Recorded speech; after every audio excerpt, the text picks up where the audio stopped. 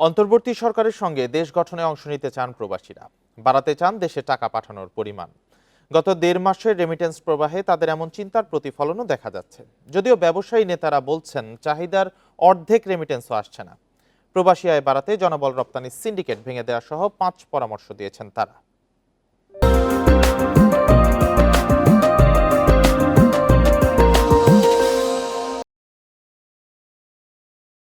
রাজধানীর হাতিরঝিলে কথা হয় এই দুই ইতালি প্রবাসীর সঙ্গে।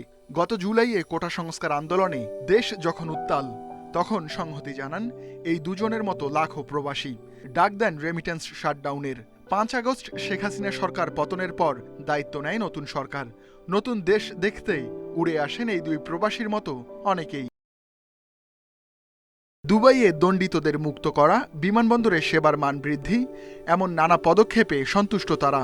দাবি জানান প্রবাসী বান্ধব বিনিয়োগ স্কিম ঘোষণার।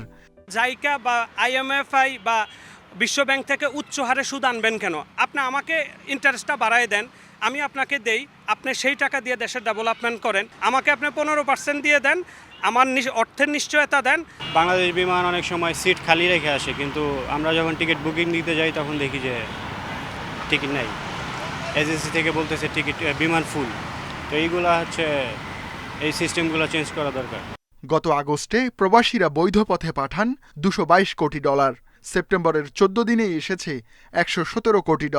বাংলাদেশ ব্যাংক কর্মকর্তাদের মতে সরকারের পতন ও অর্থ পাচার কমায় বৈধ পথে বাড়ছে রেমিটেন্স। আমার ব্যাংকের ভেতরে যদি আমার সুশাসন তৈরি হয়, কারণ যারা দেশের বাইরে থাকেন তারা তো অর্থনীতির নীতিগিটি অত বুঝবেন না, তো ওনাদের জন্য গুরুত্বপূর্ণ দেখতে চান যে এই প্রতিষ্ঠানগুলো তাদের অর্থ নিরাপদ আছে।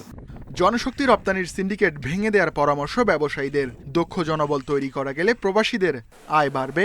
তাদের মতে বাজার বাড়াতে জোর দিতে হবে অর্থনৈতিক কূটনীতিতেও। ম্যান পাওয়ার এক্সপোর্ট, এখানে যে সিন্ডিকেটটা আছে এটাকে ভেঙে, এবং আমাদের এই মুহূর্তে অর্থনৈতিক কূটনীতি যদি বলেন, যিনি আমাদের সরকার প্রধান, ওনার থেকে সবচেয়ে বড় ব্র্যান্ড অ্যাম্বাসেডর তো বাংলাদেশে আর নেই। এটাকে উনি কাজে লাগাতে পারবেন। ডলারের খোলা বাজার ও ব্যাংক দরের পার্থক্য কমিয়ে রাখতে বাংলাদেশ ব্যাংকে কড়া নজরদারির পরামর্শও দিয়েছেন ব্যবসায়ী নেতারা। Ruhul Amin, independent news, Dhaka.